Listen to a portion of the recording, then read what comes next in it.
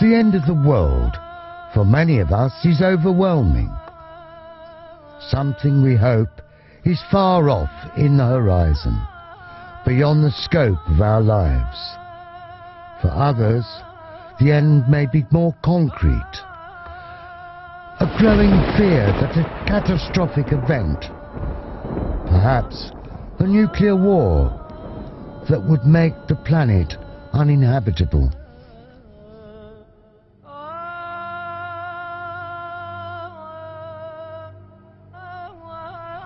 In the hopes of a saviour, many have come as messengers of light, only to lead people into spiritual darkness.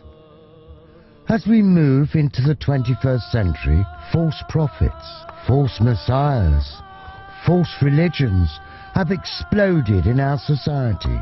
There are numerous cult groups that have millions of followers. We start our journey by finding out why is everybody waiting for a saviour, a messiah. Where it all begun? What are the signs of his coming?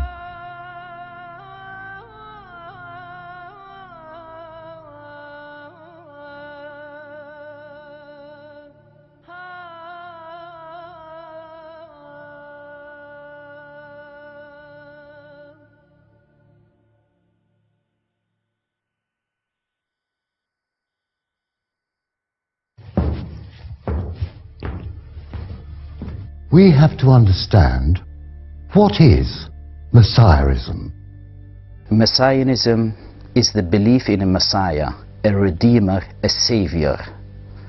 Messiah is originated from the Arabic word Masaha Yamsahu, which basically means the blessed touch of a prophet, a revolutionary prophet.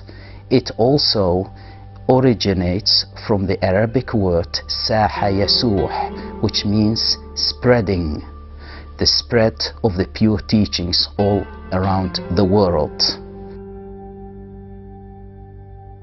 Although almost all our major religions are awaiting the coming of the Messiah, for a long time mankind has been prolonging the return of the Messiah, because his advent would mean the end of time.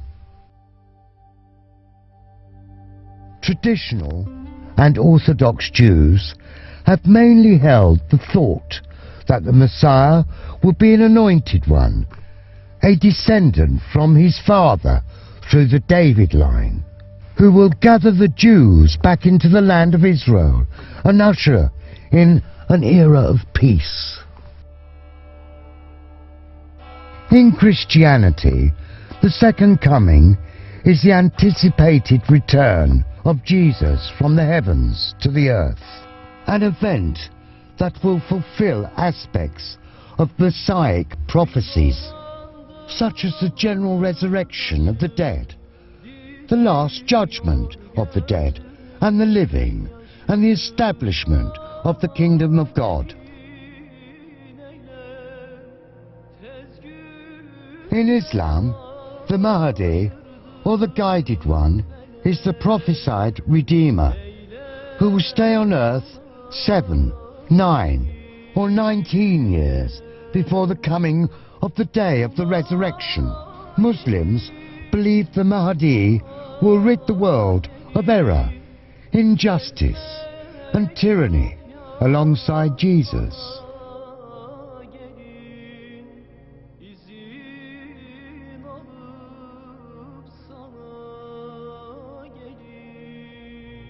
In the Buddhist tradition, a matriarch is to appear on earth who will achieve complete enlightenment and teach the pure Dharma.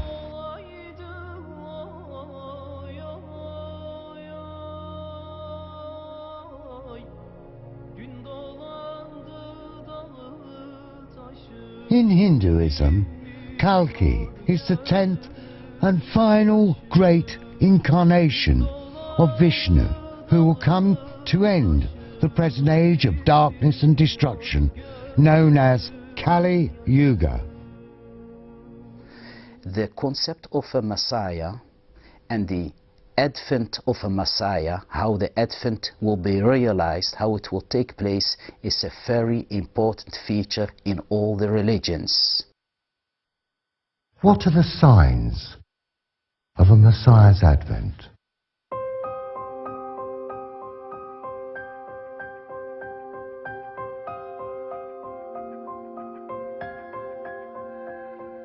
The coming of the Messiah is the hope of believers that God is in control of all things and is faithful to the promises and prophecies in His Word. In the book of Matthew, Jesus says, "Watch out that no one deceives you, for many will come in my name, claiming I am the Christ, and will deceive many." In the Bible, Matthew states, "You will hear of wars and rumors of wars, but see to it that you are not alarmed.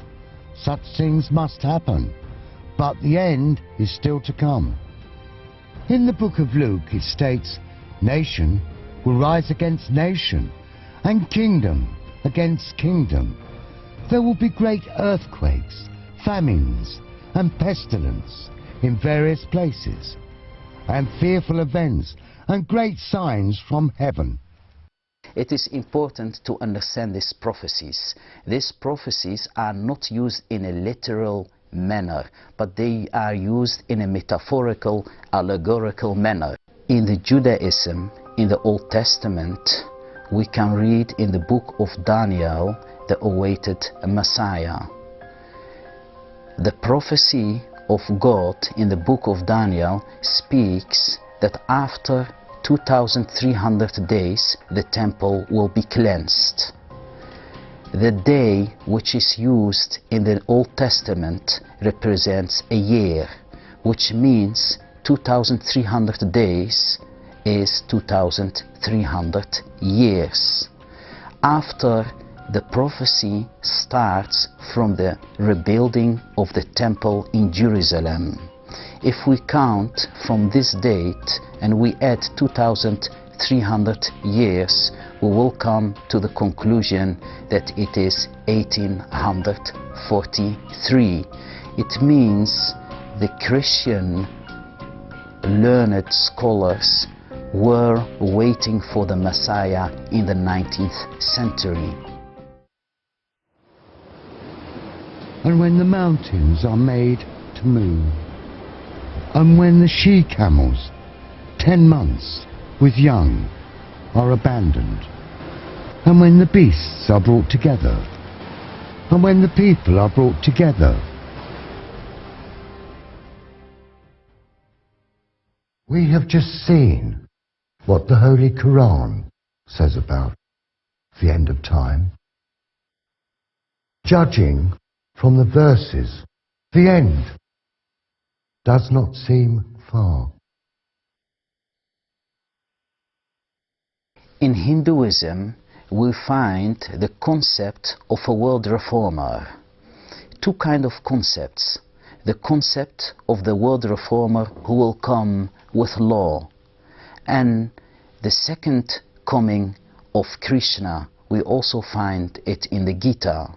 It is said, after Dharma there will be the Adharma, which means that after peace there will be irreligious immorality all over the world. With the end of time comes a Saviour, a Redeemer, a Messiah. The question is, where is He? According to the New Testament, Jesus was raised from the dead by God on the third day following His crucifixion and appeared to His disciples. 40 days later, He ascended bodily into heaven and retains since then both of His natures, divine and human. Jesus presently exercises all authority in heaven and on earth. Most Christians believe that Jesus will return from heaven at the end of the age to judge the living and the dead. and fulfill the rest of Messianic prophecies.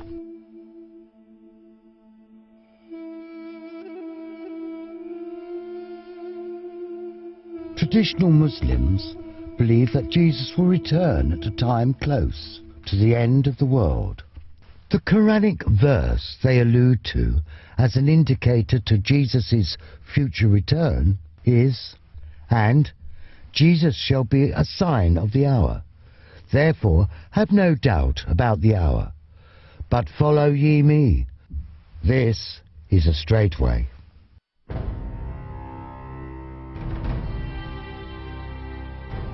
According to Islamic tradition, Jesus' descent will be in the midst of wars fought by the Mahdi, the rightly guided one. He will be against the Antichrist and his followers. Jesus will descend at the point of the White Arcade, east of Damascus, dressed in yellow robes, his head anointed. He will then join the Mahdi in his war against the Antichrist. Jesus will abide by the Islamic teachings, slaying the Antichrist, and then everyone from the people of the book, Jews and Christians, will believe in him. Thus, there will be one community, that of Islam.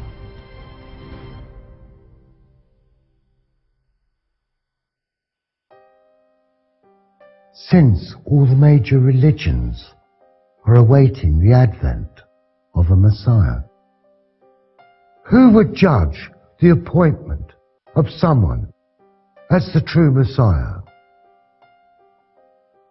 Is it the Jews, the Christians, or the Muslims? Most importantly, why is there a need for a Messiah, a Saviour, a Redeemer? Most religions agree on an ultimate, powerful authority. Religions concur that human beings were created to serve humanity as to manifestation of God's attributes and to illustrate and practice divine traits in their lives. This provides the roadmap for religious practices in order to achieve the object. Religions trace their origins to a founder and a bearer of God's message. Most of these teachings have been communicated to succeeding generations through oral traditions and translations, which are subsequently explained and amplified by later prophets. Each major religion also believes in the second coming of their founder to reinvigorate its true message before the end of time. Followers of several religions claim that their founders have ascended to heavens and await their second coming. If we look at those jobs and the duties which Jesus Christ has performed during his second coming, we clearly mention and we clearly find that the Holy Prophet ﷺ has mentioned quite a few things. He has mentioned that he would be breaking the cross, secondly he would be killing the swine, and thirdly he would be fighting with Dajjal or the Antichrist. His first task is to establish the pure unity of God on earth, free from all polytheistic traits and ideas. His second task is to strengthen the relationship between man and his Creator. The third task is to put faith in the human being, in the believers, by demonstrating the earthly and heavenly powers. Assuming the end of the world will occur at a common time for all people, it would be reasonable to assume the second coming for all religions would occur at the same time. Adherents of each religion will acknowledge the second coming. The conclusion has to be emphasized that the Messiah has already appeared. We can draw no other conclusion from the Bible, nor from the Quran, nor from any other scripture. We only know from this that the Messiah has already appeared. Thus the mystery about each religious Messiah descending from the heavens to proclaim victory and lead their followers to salvation is merely a myth. Earlier religions, the scope of which were regional and were meant for specific, and updated and superseded by Islam, a message which not only authenticates them, but upholds their prophet's righteousness. Hence, it's logical to conclude that only one comprehensive Messiah is required. This is the only way to satisfy the goal of religion, to promote brotherhood, to coincide, to create peace. God sent the same message to different people at different times. Actually makes more sense. In that case, a final universal message to upgrade and blend earlier messages into one would be consistent with the unity of purpose that all religions profess. Therefore, the second coming, all leaders should coincide into one personality who would usher in an era of peace. His message will prevail not by the use of force, but by compassion, logic and reasoning. Muslims believe that the Old and New Testament foretells the advent of a new, universal law which would last until the end of time. The Holy Quran happens to be that new law, which fulfills the prophecies of all earlier scriptures, revealed through Prophet Muhammad, peace be upon him, addresses all mankind and delivers an unequivocal message of peace, universal brotherhood, absolute justice and equality.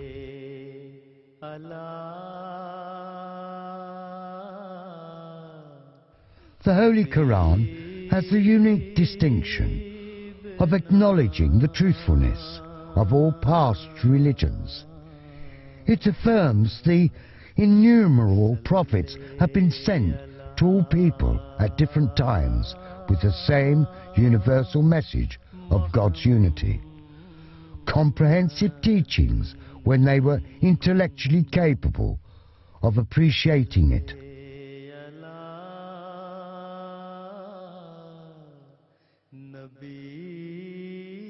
In the Islam, there is also the concept of the awaiting Messiah. We can read in the Ahadith the sayings of the Holy Prophet, peace and blessings of Allah be upon him. He says in a hadith in Sahih al-Bukhari, the most important compilation of the sayings of the Ahadith. He says, by him in whose hand my life, my soul is, the Messiah will soon appear among you. He will break the cross. He will kill the swine. He will abolish the war. The Muslims are bitterly divided and in utter spiritual chaos, frantically awaiting the Messiah to guide them out of this morass. They must resolve their intellectual differences to fully understand their faith. It is easy to comprehend that there can only be one correct interpretation of the Quran, and it will be the Messiah's role to provide that. This is exactly what Jesus did for the Jews. He reinterpreted and restored the Mosaic law, the original essence which had been lost and reduced to myth and dogma. The role of the Messiah in all faiths has to be the same.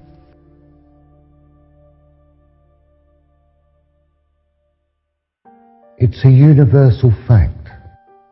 Whenever spiritual darkness falls over the earth, the piety vanishes from the hearts of the people. God sends his messengers to guide the people back to the right path.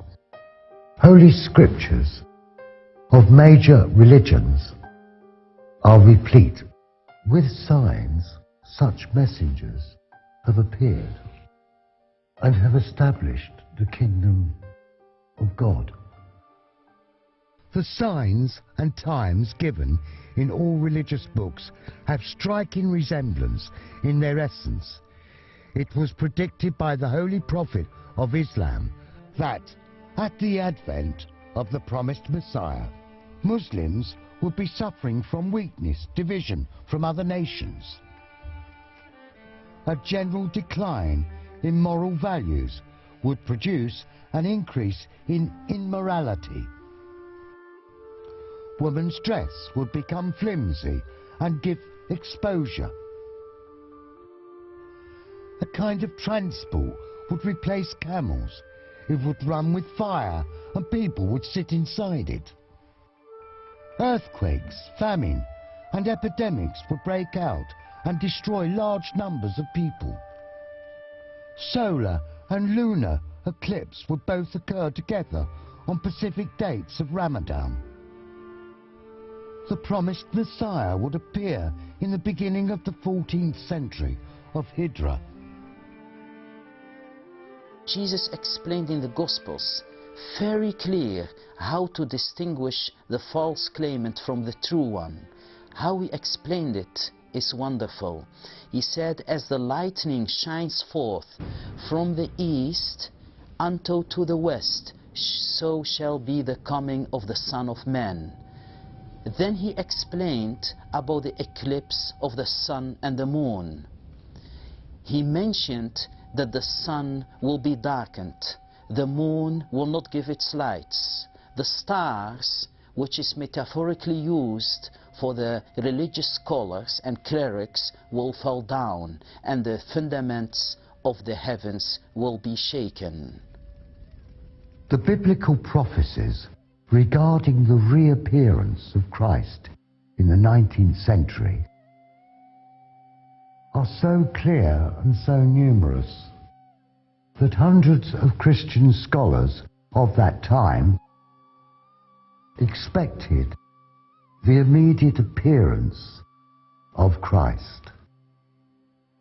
Many went so far as to precisely predict when he was to return, concluding that all the signs of those days preparing for the fulfillment of the prophecy of the second coming of the Christ. Christ is at our door. In the same time frame, in the year 1882, in a remote village of India, a humble man of God received the following revelation regarding his appointment as a divine reformer through the following words: proclaim, I have been commissioned, I am the first of the believers. It is very interesting that the Holy Prophet ﷺ, when he made the prophecy that in the latter days, in the period of latter days, Jesus Christ will come, he also used the same language which was used by Jesus Christ, peace be upon him, himself. Because it is well known that Jesus Christ, peace be upon him, he was very fond of using parables and speak in metaphorical language. The same style was used by the Holy Prophet ﷺ when his second advent of Jesus Christ was foretold. The same style was adopted by the Holy Prophet ﷺ when he mentioned about the second coming of Jesus Christ, peace be upon him. First of all, we see that the name Isa ibn Maryam, that Jesus, son of Mary, was exactly used to indicate that the person who would come in his name and in his spirit and representing the second advent would be very much similar to the first one. But also, physically speaking, he would be a different person. Because for those people who have been waiting that exactly the same person has to come, there is another clear indication in the saying of the Holy Prophet ﷺ, where he has mentioned that the two messiahs, the one who was 2000 years ago and the one who was to come representing the second advent, they are two different people, because their features, their appearance, their shape and form is going to be very clearly distinct. And the Holy Prophet ﷺ has mentioned regarding Jesus Christ, peace be upon him, that he was of a very fair and white complexion with some reddish element in it. So his face was very red and white and very fair complexion, and the hair were curly. And regarding the second person who was going to represent the second advent of Jesus Christ, he has been clearly described as a man of whitish color and with long hair. So that also indicates that not the same person has to come for the second time, but somebody else has to come. The coming of such a person was no ordinary event. Prophecies and signs mentioned in the holy books of different faiths were fulfilled by the advent of the promised Messiah. Born in 1835 in a small village of Kardian in Punjab, India, he claimed to be the promised Messiah and Mahdi on the basis of divine revelations descended upon him. He claimed that he fulfilled in his person the prophecies of all the world faiths. Hazrat Mirza Ghulam-e-Ahmad founded the Ahmadiyya Muslim community in 1889, Islam being the complete and perfect code of life for all mankind. He taught the holy prophet of Islam, Muhammad, was the final law-bearing prophet of God. The promised reformer, as a renewer within Islam, was to be follower, believer, a subordinate to the holy prophet of Islam. A devout Muslim, championed the cause of Islam at the time when there was little understanding of true Islamic values even amongst Muslims. Islam at its lowest ebb, politically, socially, morally and spiritually. He revived the faith in one God, in the prophethood of Muhammad, and he established devoted and enthused community of Muslims who practiced Islam in its true essence. The founder of the community, again, he invited the people and to the message of Islam and told them how they should reform their lives, and practically by founding a community of the righteous people who completely abstained from these things if they have ever been doing anything like that, and also inviting other people to understand the same point. He actually created a community of the pious people, and that community is like something which is all the time expanding. The community in the beginning, when he started it on 23rd of March 1889, there were only 40 people on that very first day when the community started. But later on, more and more people started coming, and now we can mention they are in millions, and in almost 195 countries they are spread. So this is to indicate that a community of the righteous and pious people has already been established. It is evident from the signs which have been revealed and the stories which we heard that the Messiah should have appeared and the end is near. It is a divine law that God does not grant respite to a false prophet. The Torah affirms that false prophets shall be slain, and the Gospel sets out that an impostor would soon perish, and his followers would be scattered. Such a one is soon seized and suffers his punishment. True prophets have been honoured and accepted, and their claims have been established, and their religion became widespread and flourished over a long time.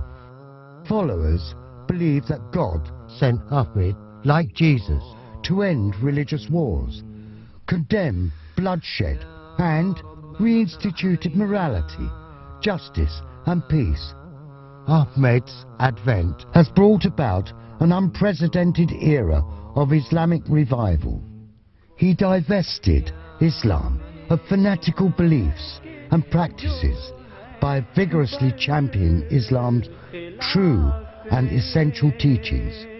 He also recognized the noble teachings of the great religious founders and saints, including Abraham, Moses, Jesus, Krishna, Buddha, Confucius, and Guru Nanak, and explained how such teachings converged into the one true Islam. Today, after being founded 120 years ago, the Ahmadiyya Muslims community is a dynamic, fast-growing, international revival movement within Islam. It spans over 195 countries, with membership exceeding tens of millions. Its current headquarters are in the United Kingdom. The followers of the promised Messiah in the Ahmadiyya community count themselves truly fortunate and blessed to have been able to have knowledge and accept this great bounty of God. There are many out there anxiously awaiting and desperately searching for the reformer promised by God.